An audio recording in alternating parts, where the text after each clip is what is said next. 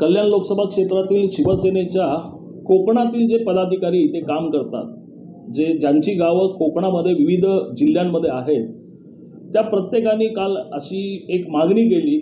सन्माननीय मुख्यमंत्री, महाराष्ट्र राज्याचे लाडके मुख्यमंत्री एकनाथ शिंदे साहेब, आपल्या या देशाचे केंद्रीय मंत्री सन्माननीय नितीन गडकरी साहेब आणि आमचे इन्फ्रामॅन खासदार डॉक्टर श्रीकांत शिंदे साहेब। मी लक्षात ठेवा, मी काय बोलतो, इन्फ्रामॅन। एक या कल्याण लोकसभा क्षेत्राला जो विकासाचा पॅटर्न मिळाला, आम्ही बघतोय जी आम्ही स्वप्न बघितली होती, आम्हाला वाटलं नव्हतं आमची ही स्वप्न पूर्ण होतील। जो विकास जो खासदार डॉक्टर श्रीकांत शिंदे साहेबांच्या माध्यमातून ह्या कल्याण लोकसभेत सुरू आहे आणि झालेला आहे, तो पाहता आम्ही मागणी केली की साहेब, आम्ही गेले 15 वर्ष कोकणी माणसाचा जीव त्याच्या गावामध्ये अडकलेला असतो, त्या तिकडे होणाऱ्या सणावारांमध्ये अडकलेला असतो।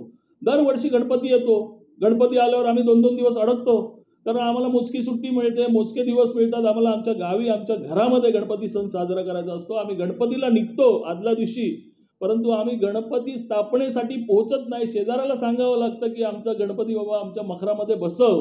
ही आमची दुर्दैवी परिस्थिती असते। आज रखडलेला रस्ता आहे, आज 15 वर्ष काम चाललंय। तर आपण जसं कल्याण डोंबिवली आणि कल्याण लोकसभा क्षेत्रात आपण जसं लक्ष घातलं आणि रखडलेले विकास प्रकल्प पूर्णत्वास आणले, तसं मुंबई गोवा महामार्ग जो आहे, जो रखडलाय गेले 15-20 वर्ष, त्यात सुद्धा लक्ष घालवा। तुमची जी पाठपुरावा करण्याची पद्धत आहे, जी शासन प्रशासन यामधील जो दुवा आहे आणि आपण जो अभ्यासपूर्ण पाठपुरावा करता, त्यामुळे त्याला देखील सुगीचे दिवस येतील, तो रस्ता सुद्धा पूर्ण होईल, ही आमची मागणी होती। त्यांनी काहीतरी पोस्ट करायची आणि त्यांना खुश करण्याचा प्रयत्न करायचा, हे जे राजेश कदमनी केलेलं आहे ते अतिशय चुकीचं आहे। भारतीय जनता पार्टीचा प्रत्येक कार्यकर्ता ह्या गोष्टीची निंदा करतोय आणि निषेध करतोय। पण मी एक सांगू तुम्हाला, श्रीकांत शिंदे साहेबांना माझी विनंती आहे, एकनाथ शिंदे साहेबांनाही माझी विनंती आहे की उपजिल्हा प्रमुख आहेत राजेश कदम, त्यांना तुम्ही समज द्यावी।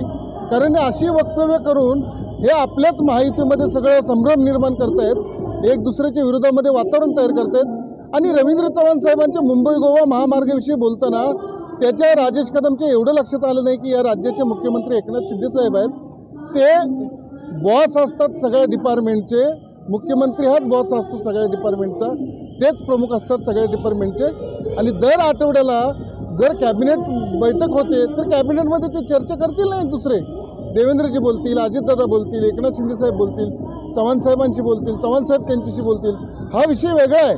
त्यांनी खरं म्हणजे विधानसभा जवळ येताना टाकलेली त्यांनी काडी आहे, उगाच त्यांनी वातावरण पेटवण्याचा प्रयत्न केला आहे। नेहमीच्या कल्याण डोंबिवलीतनं असं घडतं की कधी नाही कधी कोण नाही कोण काहीतरी वातावरण तयार करतं, ते महाराष्ट्रभर जातं। माझी विनंती आहे श्रीकांत शिंदे साहेबांना की आपण राजेश कदम यांना समज द्यावी, अशा प्रकारची वक्तव्य करून महायुतीमध्ये मिठाचा खडा टाकू नये।